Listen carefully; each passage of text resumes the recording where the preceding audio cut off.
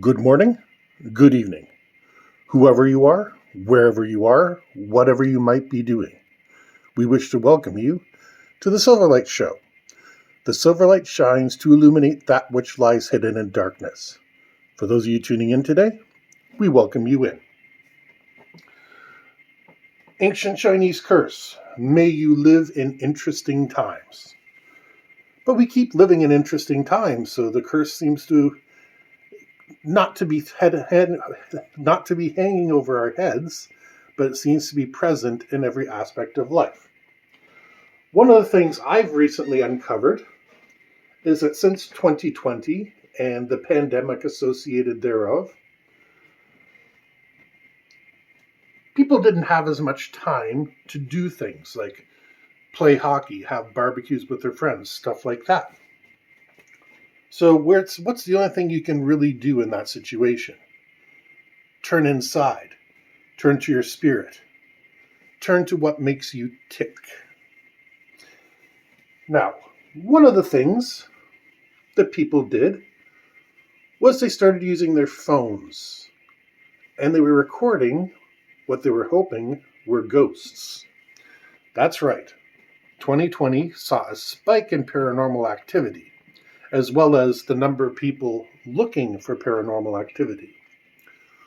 While UFOs and Bigfoot might have been down, ghosts and house creatures were on the rise. At the time, 2020, I didn't notice because I forgot that half the purpose of this show is to delve into the paranormal. That failing is on me. But I came across this recently because, well, I was screwing around with the apps on Google. And I saw this one app, and it recorded your sleeping sounds during the night. Now, my wife says I snore, I say she snores. We both hear entirely different things, and I thought with this application, oh, interesting. So I downloaded it, set it up, went to sleep, woke up the next morning, and to my surprise, we didn't snore as much as the other ones said we are, although if you're trying to go to sleep and the person next to you is snoring, I understand it feels like forever. But it also showed a tab for ghost voices. Really? That's interesting. Now, accessing the ghost voices is, of course, an advanced feature. You have to pay the license. You have to pay all the extra schmaltz. It was going to work out to be about $35, $40 for me to hit that play button and get about 2 minutes worth of footage. Good piece of software. I just think $40 for the full license to be able to play yourself snoring, because I imagine not everything in the world is ghosts, was a little rich for my blood. But the good news is in 2022, the entire internet is out there. So I was able to find another piece of software and set it up, because I'd love to know what those two voices were. I should mention, I tried the experiment a second time. I put the phone in my office where nobody is around. I purposely made noises at 1 and 2 o'clock in the morning just for a test run. And then, 3, 4, 5 o'clock in the morning, it recorded voices. And they're of 12-second durations. Now, the only thing I can think of is my neighbor sometimes goes out for a motorbike ride. But I had a chat with him the other day, just casual, and I asked him, was he out on his motorbike lately? He says, no, I've been meaning to take it out because he has to visit his grandfather in another city. And I'm cool with that. So what are these so-called voices? Well, I got another piece of software that's free. Now, my policy with free software is if the software is good, I will absolutely buy the whole version. But I kind of want to try it before I invest in it. So within the next couple days, I'm going to be recording in my office where nobody is awake in the middle of the night. I also cut my cats off from the office because, well, I got a 3D printer and other sensitive machines in there, so I don't want them buzzing about. They're not bad cats, they're just doing cat things and, exploring fun new things that they have never seen before.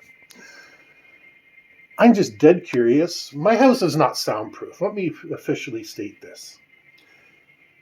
My house is not soundproof. I'm an insomniac, and I know this morning I was having trouble sleeping. Around 5 o'clock in the morning, nobody in the neighborhood was moving. So despite my neighbors having a motorcycle and a fairly impressive self-built car that the engine will rattle every window in the universe, but it's such a cool car you can't hold it against the guy, I'm still curious what these noises were. Are they my cats?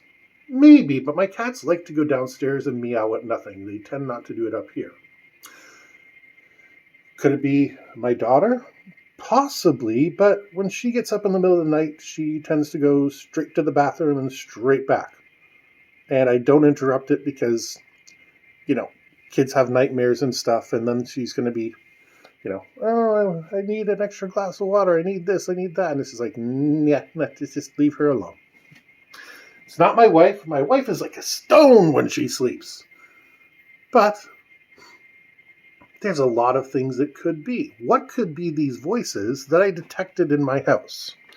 Let me state, Silverlight believes in a lot of the paranormal. Not all. I don't believe in nuts and bolts alien ships coming to visit the Earth. Simply because I don't think we're that interesting of a species. If they wanted resources, they have no reason to come to Earth. They could get everything they needed at Neptune, and we don't have any satellites at Neptune at the present time, so they could have a whole industrial plant out there doing what they liked, and just telling people going by, yeah, don't go to the third planets. The smelly apes there cause a lot of trouble. Now, is it possible they visited us in the past?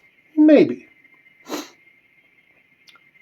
I'm undecided on Area 51 and whether they have the remnants of a spacecraft. I think it might be possible because if you gave a modern microcomputer to a Stone Age cave person, male or female, they might be the smartest one possible, but without any instructions, they would have no clue how to hook it up and no clue how to use it. Now, we're smart, we're clever, but we're still just below a Type 1 civilization on the Kardashev scale. So us being able to comprehend intergalactic technology, maybe at a basic level, but not beyond that. Also, when you look at the latest generation of fighter jets, which are what a nation uses to defend itself, why aren't there X-Wings? Why aren't there, any of the other really cool things that we see in science fiction? We see jets. Jets. Now, I think there is something behind the UFO phenomena, and it is worth investigating. Could it be transdimensional? Could it be an atmospheric phenomena? We'll never know. It's something we really need to address. Bigfoot, Sasquatch, the Yeti, the abominable snowman, whatever you want to call him. Do I think it is possible? Yes, possible. We have found pretty big creatures in parts of the world where they shouldn't be. Vietnam is a very strange country. Parts of it are impassable jungle, other parts are densely populated. Yet, scientists found there, after 100 years of searching, this elusive deer. Now, the Vietnamese are not stupid. They know what they're doing. But they had no idea where this deer was, just as the way that our modern hunters really don't know where their deer are. They got to go out and hunt them down and set up traps and blinds and that kind of thing. Now, Nepal and Tibet and that area of the Himalayas with the Yeti, I'm a little skeptical of the abominable snowman, at least as a physical hominid creature, because there's not a hell of a lot to eat. It's that simple. They aren't recorded as eating humans, and there's not really much wild game. Whereas in North America and the Pacific Northwest, there's lots of places for them to hide and lots of places for them to eat. And there's just enough convincing encounters out there dating back hundreds of years that it's worth considering. Now, if Bigfoot slash Sasquatch slash the Yeti slash whatever you want to call him did exist, it probably figured out a couple hundred years ago, if not longer, to avoid our settlements. Whether it sticks together, and the reports seem to indicate small family groups, maybe even the small tribes, then they would be wise, just like humans are wise, and set out boundaries where their tribe has influence. And this is a universal behavior.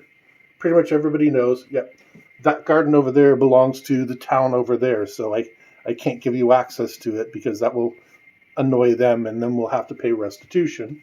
Well, the Bigfoot slash Sasquatch doesn't know to pay restitution, but it does know, hey, if I mess with that, they come hunting me, so I'm just not going to mess with that. And we probably smell bad to them too. Ghosts. Well, I'm hunting a ghost, so that tells you I'm at least intrigued. Not convinced they're the spirits of the afterlife, but I have nothing against it either. I go where the evidence leads me, and right now I don't have a whole lot of evidence. I've seen some really spooky stuff. I've experienced some spooky things, and they don't have rational explanations. I've taken pictures which I put in front of a group of science students, and none of them could explain it. But as far as ghosts being the embodiment of spirits of the afterlife, maybe I could see there being a connection, especially if the whole, places absorb energy from emotionally charged events theory holds true. I can definitely see that being a possibility. But then you get into EVPs and poltergeists and stuff like that, and the phenomena really starts to get strange. Cryptids. I love me a cryptid story. Cryptids are the coolest things, and it seems like every region has one. Now, Chupacabra, I believe that there might be a creature out there that's undiscovered and likes the taste of goats. After all, a lot of creatures like the taste of goats. And a lot of creatures drink another creature's blood just simply because it's full of nutrients. That's why in Genesis, God has to tell Noah, hey, you're not allowed to eat any creatures with blood in them. Make sure that blood comes out, otherwise it's not holy. Otherwise, humans across the world have eaten blood. It's nourishing. Make soup out of it. Blood pudding. There's 10,000 recipes out there, and it's all based around blood inside of a creature. So why wouldn't there be a creature that eats its prey's blood? And blood is easy to digest. Your body already knows what to do with it. Flatwoods Monster? I want to believe. It's a wonderful little story, but since it only happened once, it's hard to find evidence. The Mad Gasser of Mattoon. One of my favorites. I did a show a long time ago on it, but I might do another because I think that was one of the ones that I might have deleted when I switched the channel over to its current format. But ultimately, let me tell you, when I did that show on Alex Jones, and I said to him that he got away from his roots, I realized I've been getting away from my roots. This show was meant to be part conspiracy and part paranormal. Unfortunately, news got so out of control, it started leaning more heavily to the conspiracy side. Well, I'm bringing the paranormal back. And I'm going to start by performing this experiment. Because wouldn't that be cool if I caught some voices and was able to play them live on air? We'll see. Haven't tested the software, haven't tested the quality, haven't done any of that stuff yet. But it's certainly going to make life interesting.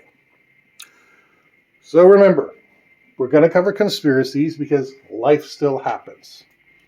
We're also going to start covering paranormal again.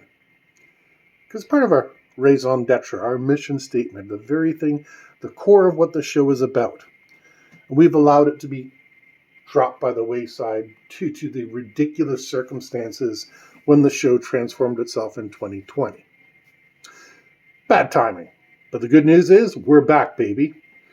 Anyways, wish to thank you for joining us on the Silverlight Show. If you enjoyed this episode, please hit like, share, and subscribe, and we hope you have a fantastic day.